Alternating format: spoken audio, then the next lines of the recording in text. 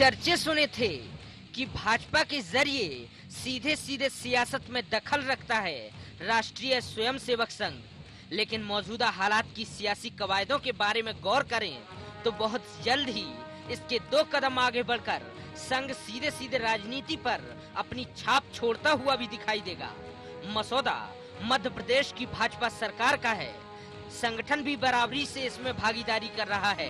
कार्यक्रम का उद्देश्य है राजनीति और संस्कृति की ऐसी केमिस्ट्री तैयार करना जो पूरी की पूरी सियासत को ही बदल दे। राष्ट्र सर्वोपरि विषय पर केंद्रित इस कार्यक्रम को लोक मंथन का नाम दिया गया है, जिसका बाकायदा विधानसभा में भूमि पूजन भी किया गया और आगामी 12 नवंबर से 3 दिवसीय इस कार्यक्रम का आयोजन किया जाएगा। चलिए अब आपको बताते हैं कि क्या कुछ होगी इस कार्यक्रम की रूपरेखा। 3 दिवसीय इस आयोजन में 800 से ज्यादा विचारक एक मंच पर जुटेंगे। इसमें वन नेशन की थ्योरी मानने वाले लोगों को एक मंच पर लाने की कोशिश की जाएगी। इस आयोजन में खेल, फिल्म, कला, शिक्षा से जुड़े कई बड़े नाम शामिल होंगे। भाजपा नेता और संघ विचारक राष्ट्रीय सर्वोपरि विषय पर चर्चा करेंगे। राजनीति को संस्कृति से कैसे जोड़ा जाए, इस पर विचार होगा। आयोजन में 8 मंचों पर लोक कला का प्रदर्शन किया जाएगा। सीएम शिवराज ने राष्ट्रपति को भी इसमें शामिल होने का न्योता दिया है। आकांक्षावान भारत है, ऊर्जावान भारत है, मगर फिर भी जैसे होता है कि ट्रांजिशन फेज में पुनः उन्हीं पुराने और उलझनों में लोगों को फंसाने की भी कोशिशें होती रहती है। पहचान के बिंदु या बाकी बिंदुओं को सामने लाने की भी कोशिशें होती है। ऐसी स्थिति में जो वैचारिक स्पष्टता होनी चाहिए, और इसके उद्देश्यों में हमने कहा है कि नेशन फर्स्ट, इसमें विश्वास करने वाले चिंतकों और प्रैक्टिशनर्स, कर्मनिष्ठों का, कर्मशीलों का ये मंच है। तो उस दृष्टि से इसका अगर कोई विचारधारा है तो वो केवल एक ही है, and that is nation first. शुरुआती वक्त से लेकर अब तक हिंदुस्तान की सियासत ने बहुत बदलाव देखे, लेकिन सियासत को संस्कृति से जोड़ने संबंधी ऐसा प्रयोग शायद ही पहले कभी देखा गया हो। ऐसे में पूरी प्रक्रिया पर सवाल उठने भी लाजमी थे और एक काम बखूबी किया सूबे के प्रमुख विपक्षी दल ने। सरकार की नीयत अगर अच्छी है, नेक नीति है, तो सरकार को विकास के काम करना चाहिए। सरकार को आम जनता के बीच जाना चाहिए, बल्कि ऐसे लोक लुभावने नारे से सरकार का भला होने वाला नहीं है। तो मुझे तो लगता है पूरे इस मामले में सरकार अलग, सरकार का एजेंडा जो भी हो मुझे नहीं पता, लेकिन आरएसएस के एजेंडे पे सरकार का। प्रयोगों को अक्सर हमारे समाज द्वारा स्वीकार किया गया है। कई दफा ये प्रयोग सुनियोजित तरीके से भी किए जाते हैं, तो कई बार अपने आप ही अस्तित्व में आ जाते हैं। साथ ही इनके स्तर पर इनका असर भी देखने को मिलता है। ऐसे में अब देखना ये होगा कि राजनीति में संस्कृति के जुड़ाव का भाजपा और संघ का ये वैचारिक प्रयोग आने वाले वक्त में सियासत को किस हद तक बदल पाता है। भोपाल से IND 24 के लिए विवेक पटैया की रिपोर्ट।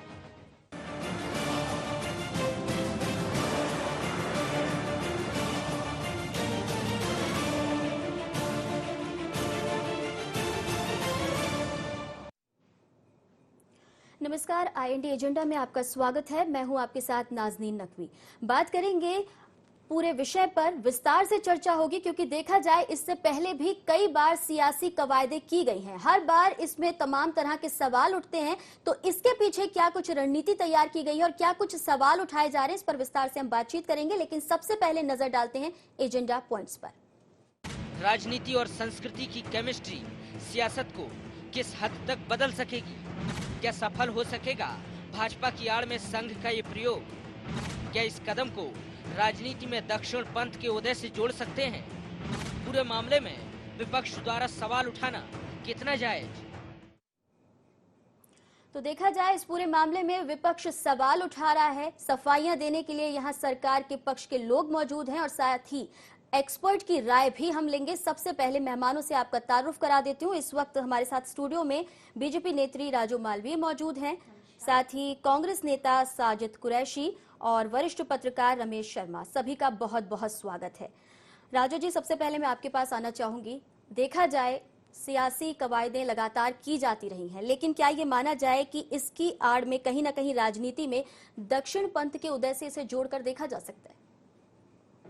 देखिए, ऐसा है कि सियासी कवायदें होती रही हैं और होना चाहिए। सरकार का काम केवल सड़क, पानी, बिजली नहीं है। इसके साथ साथ अपने इतिहास को, अपनी नई पीढ़ी को बताना, सांस्कृतिक उस विचारधारा को मजबूत करना जिस धारा के कारण ये कहा जाता है यूनान रोम मिस्र सब मिट गए जहाँ से, क्या कारण है कुछ हस्ती मिटती नहीं हमारी। और वो हस्ती सिर्फ इसलिए नहीं मिटी कि इस देश की संस्कृति जीवित थी।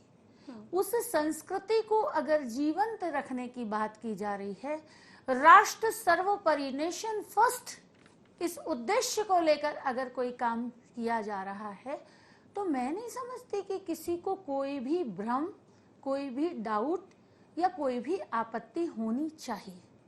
बिल्कुल। राष्ट्र सबसे पहले, क्या कुछ कहना चाहेंगे साजिद साहब? बहुत मैं धन्यवाद देता हूं राजू जी को कि बहुत शानदार शेर उन्होंने यहाँ आज पढ़ा। निसंदेह हिंदुस्तान सर्वोपरि की जब हम बात करते हैं तो इस मुल्क का संविधान सर्वोपरि है, और संविधान लिखते वक्त इस देश की संस्कृति, देश की भाषाएं, देश के ज्ञान रखने वाले विभिन्न जातियों के लोगों की बातों का उसमें समाहित किया गया। लंबे समय से भारतीय जनता पार्टी से ये बात पूरा देश का विपक्षी दल और आम जनता करती आ रही है कि सांस्कृतिक संस्कृति और देश की धरोहर को बचाने के नाम पर जो आप विष जहर का समाज में फैलाना चाहते हो उसको बंद करो। देश के संविधान की धज्जियां, भाषाओं के नाम पर आप जो विवाद खड़ा करते हो, हम महाराष्ट्र में देखें किस तरीके से राज ठाकरे, मनसे, शिवसेना उत्तर भारतीयों के साथ विवाद पैदा करती है। तो सांस्कृतिक लोग अगर आप देश में देना चाहते हैं, अच्छा राष्ट्रवाद देश में देना चाहते हैं, तो अपनी मानसिकता को बदलने की आवश्यकता संघ को है। और संघ जिसका इतिहास संविधान की धज्जियां उड़ाने का रहा है, जिसकी परंपरा नाथूराम गॉडसे की विचारधारा को आगे ले जाने की रही है, तो वो कैसा राष्ट्रवाद देश को देना चाहते हैं, ये बहुत चिंतनीय प्रश्न है। और आज और इसलिए ज़्यादा खतरा है क्योंकि देश को एक अच्छे दिन का वादा देकर ये सरकार आई, और इस सरकार के पीछे जो लोग काम करने वाले थे आज उस सरकार के कामकाज में दखल देने लगे हैं। संघ का एजेंडा भारतीय जनता पार्टी के एजेंडे पर प्रभावी होने लगा है, जिससे कहीं ना कहीं देश की अस्मिता और देश का संविधान खतरे में। लेकिन साजिद साहब, अगर देखा जाए अब तो कहना चाहिए पार्टी की सोच भी बदल रही है, गांधी को भी अपनाया जा रहा है, उनकी विचारधारा पर चलने की भी बात कही जा रही है। नहीं, गांधी को सिर्फ अपनाया जा रहा है और सांस्कृतिक तरीके से देश में वैमनस्यता खत्म करने की सिर्फ बात की जा रही है। चाहे रोहित वेमुला का मामला हो, देश के अंदर एक बहुत बड़ी आबादी दलितों की है, बहुत बड़ी आबादी अल्पसंख्यक वर्ग के लोगों की है। भारतीय जनता पार्टी सबसे पहले समय समय पर जिन मुद्दों से देश के लोगों का ध्यान भटकाने का काम करती है, सबसे पहले उसको बंद करे, संघ की विचारधारा को देश पे थोपना बंद करे। और संघ यदि शासन करना चाहता है तो खुलकर एक राजनीतिक दल का गठन करे। बार बार ये कह देना कि हमारा राजनीति से कोई अस्तित्व नहीं है, और जब जब भी संघ का कोई आयोजन होता है सरकार नतमस्तक होकर संघ के कार्यक्रमों में जाती है, तो हम और पूरा विपक्षी दल और पूरा देश जानता है कि संघ और भारतीय जनता पार्टी का एजेंडा एक है। और क्या ऐसे कारण है कि देश में जब भी कभी आतंकवादी घटनाएं होती हैं तो उसमें या तो पाकिस्तान से द्वारा आयोजित जो आतंकवादी होते हैं उनका कहीं ना कहीं जिक्र आता है, या संघ से जुड़े हुए लोगों का जिक्र देश के उन तमाम, जब भी देश के इतिहास में आतंकवादी घटनाएं होंगी तो कहीं ना कहीं देश के पहली आतंकवादी घटना महात्मा गांधी जी की कत्ल और उसके बाद समझौता एक्सप्रेस से लेके वो तमाम घटनाएं जो इस देश के अंदर हुई हैं, कहीं ना कहीं उन जिक्र में उन कार्यकर्ताओं का भी जिक्र आएगा। तो हम ये कहना चाहते हैं कि क्या ऐसा तालमेल है कि चाहे असीमानंद हो, चाहे प्रज्ञा भारती हो, उनसे संघ के वरिष्ठ जितने भी बड़े पदाधिकारी रहे देश के अंदर, राज करने वाले राजनाथ सिंह से लेके लालकृष्ण आडवाणी तक उनके दरवाजों पर नतमस्तक होते देखे आए, ये कहीं ना कहीं चिंतनीय है। चलिए, मैं आना चाहूंगी रमेश जी के पास। आपने दोनों पक्षों को सुना है, क्या कुछ कहना चाहिए? देखिए, दोनों पक्षों ने, मुझे लग रहा है कि मुद्दे पर बात कम हुई है और मुद्दों से बाहर बात ज्यादा हुई है। मैं पहला आधा मिनट वक्त लूंगा गांधी जी की हत्या पर। गांधी जी की जो हत्या हुई थी, मुझे लग रहा है बदली हुई परिस्थिति में उसकी जांच फिर से होनी चाहिए। और उस समय जो जांच आयोग बैठा था, उस जांच आयोग ने संघ की भूमिका को एक सिरे से खारिज किया था, और इसका गठन नेहरू जी ने किया था। जब इसकी रिपोर्ट आई तब इंदिरा जी प्रधानमंत्री बन चुकी थी, तो संघ की भूमिका को उसमें खारिज कर दिया था। और 1962 में संघ राष्ट्रीय स्वयंसेवक संघ के सांस्कृतिक और अच्छे कार्यों के कारण नेहरू जी ने गणतंत्र दिवस की परेड में राष्ट्रीय स्वयंसेवक संघ को शामिल किया था। गांधी जी की हत्या में ये बात देखने वाली बात है कि रिवाल्वर जिस वक्त गॉडसे ने इस्तेमाल की थी, वो रिवाल्वर किसकी थी और जिसकी रिवाल्वर थी वो किस पार्टी में मौजूद था। नाथूराम गॉडसे जिस कार से चल करके आया था कानपुर के, जिस आदमी की कार से चल के आया था, वो व्यक्ति किस पार्टी में मौजूद था। गांधी जी पर उस जनवरी के महीने में 6 हमले हुए, उसके बाद कौन ना वो ताकत थी सरकार में बैठी हुई, आरएसएस तो सरकार में था नहीं, किसने गांधी जी की सिक्योरिटी विड्रॉ की? तो इन सारी चीज़ों पर नए सिरे से बात होनी चाहिए और बहुत अदालत में बात हो चुकी, ये एक लंबी बहस का विषय है। हम लोग बात कर रहे थे ये जो सरकार लोक मंथन का काम करने जा रही है, मुझे जहां तक समझता हूं, हो सकता है कि मैं कम समझ पाया हूं, मेरा ज्ञान कम हो, लेकिन इस सारे कार्यक्रम का किसी भी राजनीति से कोई लेना देना नहीं। इसका आयोजन मध्य प्रदेश सरकार का संस्कृति विभाग कर रहा है और संस्कृति की जो अब तक बहुत गलत मान्यता रही है, संस्कृति विभाग ने अब तक केवल नाचने गाने के या फिल्मों के कार्यक्रम ही आयोजित किए हैं, नाटक नौटंकियां ही किए हैं। संस्कृति वस्तुतः वो जीवन शैली है जो हजारों वर्ष तक एक भौगोलिक सीमा में रहने वाले लोग एक जीवन शैली को अपनाते हैं, उस जीवन शैली को, उसको संस्कृति कहा गया है। संस्कृति में पूजा पद्धति कतई नहीं आती, संस्कृति में पहनावा नहीं आता, संस्कृति में वो मानसिकता आती है, वो आपकी पहचान आती है जो एक राष्ट्र के रूप में होती है। तो लोक मंथन के इस कार्यक्रम के तहत आज जो नौजवान के सामने संकट हो गया, आज जो व्यक्ति की पहचान हो गई, व्यक्ति का नाम या तो उसकी जाति से पहचान बनती है, उसके परिवार से पहचान बनती है, उसके धर्म से पहचान बनती है, लेकिन उसकी पहचान एक राष्ट्र से भी बने, इस कार्यक्रम का, इसका अभियान इस लोक मंथन कार्यक्रम के अंतर्गत लिया जा रहा है। खास तौर से भारत में मुझे गलत धारणा आ गई है, जो यूरोप के नौजवानों की जुबान पर एक जुमला रहता था, 5 4 3 2 1, इसकी वो जो व्याख्या करते हैं, 5 का मतलब होता है कि उनकी सैलरी 5 अंकों की हो, 4 का मतलब उनकी परिभाषा होती है कि उनके पास एक 4 पहिया की गाड़ी हो, 3 का मतलब उनका होता है कि उनके पास एक मकान हो, फ्लैट हो जो 3 बेडरूम का हो, 2 के बीच में उनका था कि 2 उनके किड्स हों और 1 पत्नी हो। तो कुल मिलाकर के ये जो जीवन सिमट गया है, एक व्यक्ति का जीवन, उसकी पत्नी, उसके 2 बच्चों, उसकी कार और उसके मकान, उससे बाहर भारत का जो जीवन था, जिसमें हमने पूरी प्रकृति से रिश्ता जोड़ा था, चींटी से लेकर हाथी तक रिश्ता जोड़ा है हमने, सारे प्राणियों से रिश्ता जोड़ा है, तो वनस्पति से रिश्ता जोड़ा है। साल में एक बार हम आंवले की पूजा करते हैं, साल में एक बार हम पीपल की पूजा करते हैं। पीपल की पूजा शुद्ध विज्ञान है, क्योंकि पीपल अकेला पेड़ है जिसकी जड़ें जल का संचय करती हैं, जिसके तने पर ऐसा वायरस रहता है जो वायु प्रदूषण को ठीक करता है, उसकी पत्तियां 24 घंटे ऑक्सीजन देती हैं। तो कुल मिलाकर के पीपल से रिश्ता है, आंवले से रिश्ता है, बंदर से रिश्ता है, चींटी से रिश्ता है, गाय से रिश्ता है, कौवे से रिश्ता है, कुत्ते से रिश्ता है, ये सारा मिलाकर के जो एक जीवन शैली बनती है उसको संस्कृति कहा गया। इस 3 दिन के कार्यक्रम में मैं चूंकि कल की बैठक में मौजूद था और जिसमें उन्होंने व्याख्या की कि आखिर इस कार्यक्रम की रूपरेखा क्या है, इस कार्यक्रम की भारत का जो असली भारत है, इस पूरा एक समग्र रूप में भारत, जिसमें वो सारे लोग हिस्सा लेंगे, इसमें यह साबित किया जाएगा, यह बच्चों को ये शिक्षा दी जाएगी नौजवानों को कि उनकी पहचान उनकी जाति से, उनके धर्म से, उनके माता पिता से, उनकी पूजा पद्धति से नहीं है, उनकी पहचान एक राष्ट्र से है, एक सोचने से, एक मानवत्व के उस भाव से है। राष्ट्र से पहचाना जाए, राष्ट्र से पहचान बने, इसलिए इस लोक परिवार की मंथन का पहचान बने, कार्यक्रम परिवार में उसकी पत्नी बच्चों से, चाचा भी है, ताऊ भी है, इससे मामा बाहर भी है, निकलने की मौसा भी है, जरूरत है। उससे साजिद बाहर जी, क्या जी कुछ हाँ, कहना जी हाँ। चाहते हैं? देखिए, संस्कृति के नाम पर जिस तरीके से राष्ट्रवाद को बढ़ावा देने की बात भारतीय जनता पार्टी करी, निश्चित तौर पर हिंदुस्तान के अंदर रहने वाले तमाम लोग इस मुल्क से प्यार करते हैं। कहाँ चले जाते हैं ये संगठन जब भाषा के नाम पर इस देश में सांप्रदायिकता की आग फैलाई जाती है। उत्तर प्रदेश में रहने वाला कोई व्यक्ति या बिहार में रहने वाला कोई व्यक्ति जिसको जब मन से और संघ के और इन कट्टरपंथी ताकतों के लोग रोजगार की आस में जब मुंबई में लोगों को मारा या पीटा जाता है तो कहां चला जाता है ये राष्ट्रवाद। और कल भी आप इस आयोजन की जब जिन तैयारियों का आज मेरे वरिष्ठ जिक्र कर रहे थे, आप देखिएगा इनकी जो अतिथि लिस्ट होगी, इसमें आने वाले जिन लोगों को बुलाया जाएगा, क्या देश के अंदर 125 करोड़ लोग जो रहते हैं और आपको जिन लोगों ने मत दिया है वही इस हिंदुस्तान में रहने वाला बाइज्जत शहरी है? या क्या लोक कला और मंच के तौर पर हिंदुस्तान के अंदर इतनी विभूतियां रही, क्या भारतीय जनता पार्टी और संघ से जो लोग नहीं होगा वो राष्ट्रवाद से शामिल नहीं है? ये कौन सी नई परिभाषा को गढ़ने का काम भारतीय जनता पार्टी और आरएसएस कर रही है? निश्चित तौर पर इस मुल्क के अंदर तमाम वो लोग भी रहते हैं जिन्होंने आजादी के बाद से इस देश के निर्माण का काम किया है, और कई ऐसे लोग हैं जो इस आयोजन से दूर रहेंगे। ये शासकीय आयोजन है, इसमें संस्कृति विभाग का पैसा लगा हुआ है। संस्कृति विभाग मध्य प्रदेश शासन का वो डिपार्टमेंट है कि जब इस देश के अंदर हम जैसे लोग या और तमाम लोग जो कहीं ना कहीं शासन की या देश की एक भागीदारी का हिस्सा है, उन लोगों के पैसों से सरकार के इन डिपार्टमेंटों के पास पैसा पहुंचता है, और ऐसे आयोजन एक संघ की विचारधारा को बढ़ाने का काम करने वाले आयोजन निस्संदेह इस ऐसे आयोजनों पर रोक लेनी चाहिए, या फिर ऐसे आयोजनों का अगर व्यापक स्वरूप आप देखना चाहते हो तो क्या जो संघ की विचारधारा से आपके साथ शामिल नहीं है वो इस देश की संस्कृति और राष्ट्रवाद में शामिल नहीं है? आप अतिथियों की लिस्ट देख लीजिएगा। मैं जिम्मेदारी से आज इस चैनल के माध्यम से कह रहा हूं कि IND24 इस आयोजन के बाद दोबारा एक बहस बुलाए, और उस बहस में इस कार्यक्रम में आयोजित होने वाले अतिथियों को देखिए कि लोक कला और मंच और स्पोर्ट्स की जिन जिन विभूतियों को बुलाया गया है, क्या यही लोग राष्ट्रवाद और संस्कृति चलिए जान लेते हैं कि इस कार्यक्रम में, जो कि 3 दिन का कार्यक्रम आयोजित किया जाने वाला है, कौन कौन से वो विचारक होंगे जो इसमें शिरकत करेंगे। राजू जी, क्या कुछ कहना चाहेंगे? देखिए, मुझे तो बहुत देर से बड़ा आश्चर्य हो रहा है साजिद भाई की सोच पर।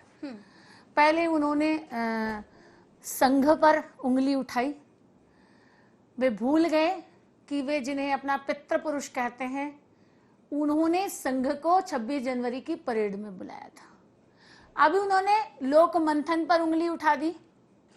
लोक मंथन कार्यक्रम की रूपरेखा के साथ अभी भूमि पूजन हुआ है और 800 लोग विविध क्षेत्र से बुलाए जाने वाले हैं।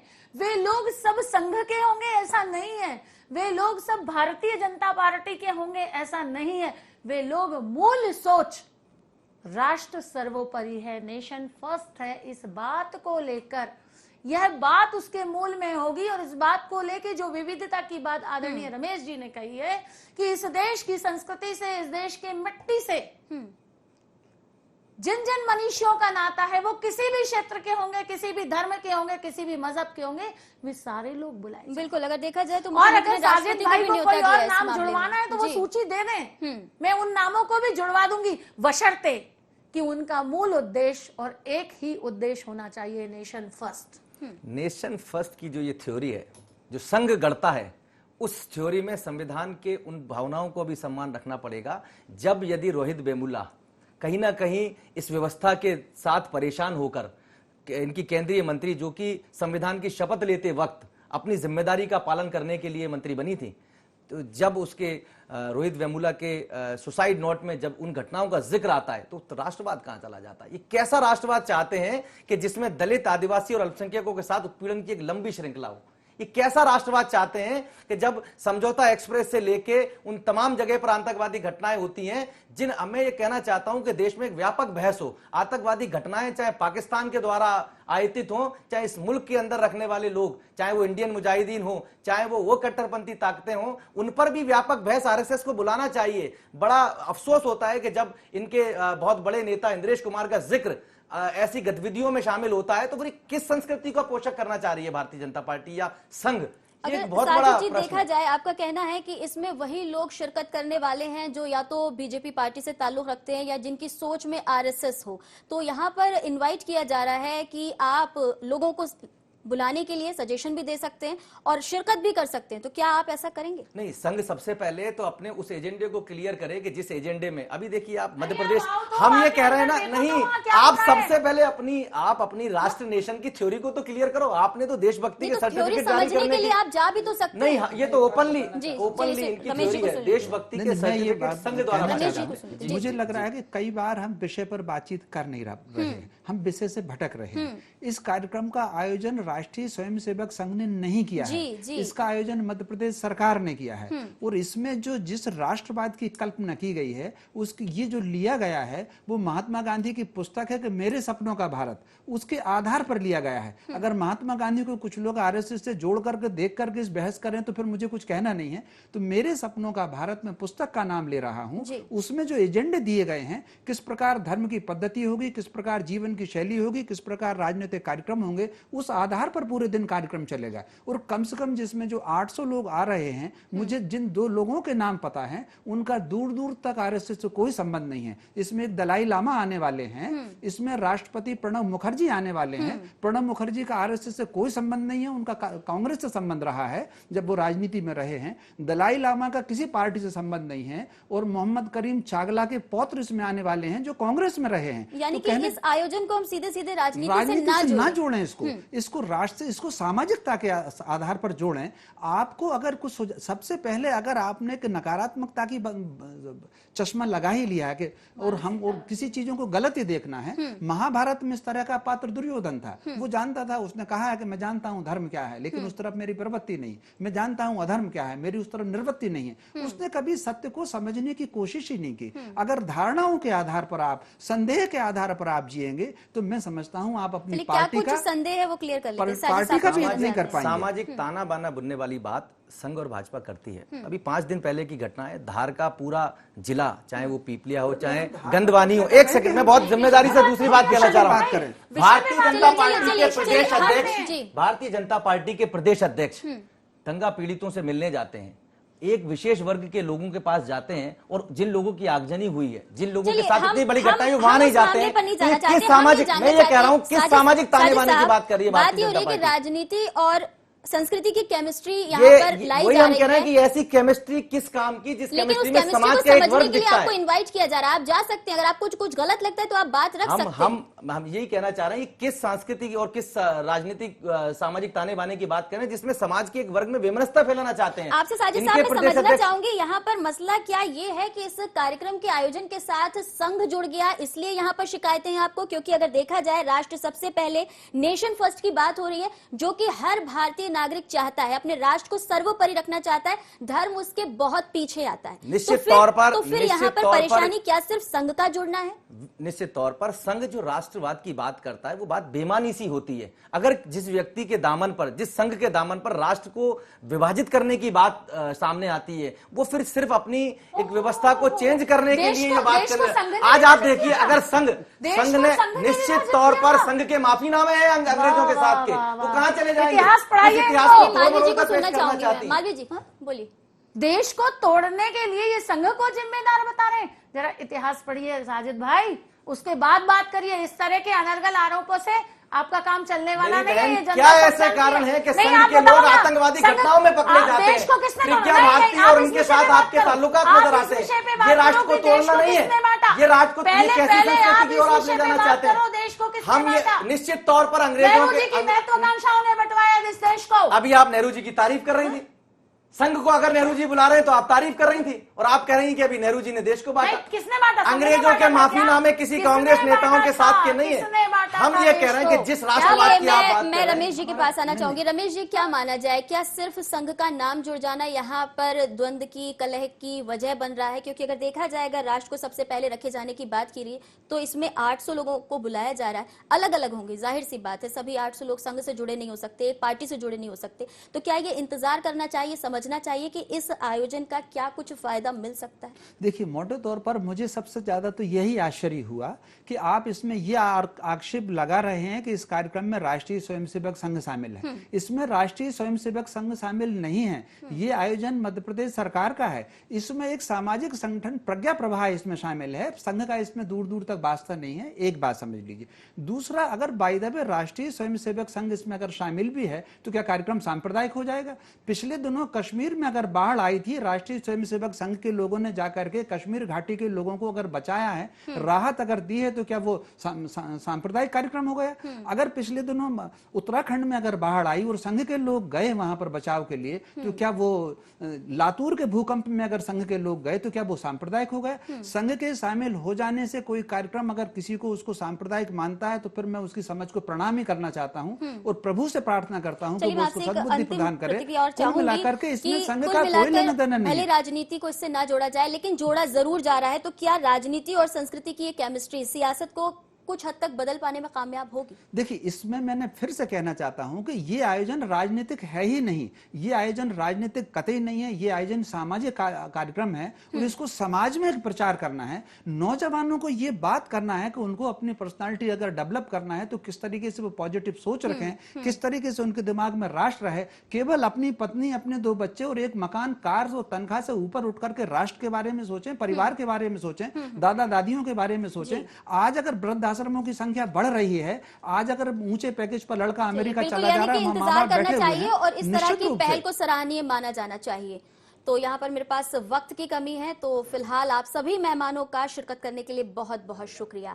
तो कुल मिलाकर संघ और भाजपा का रिश्ता पुराना है, साथ ही इसे लेकर सवाल भी उठते रहे। इसमें नया कुछ नहीं।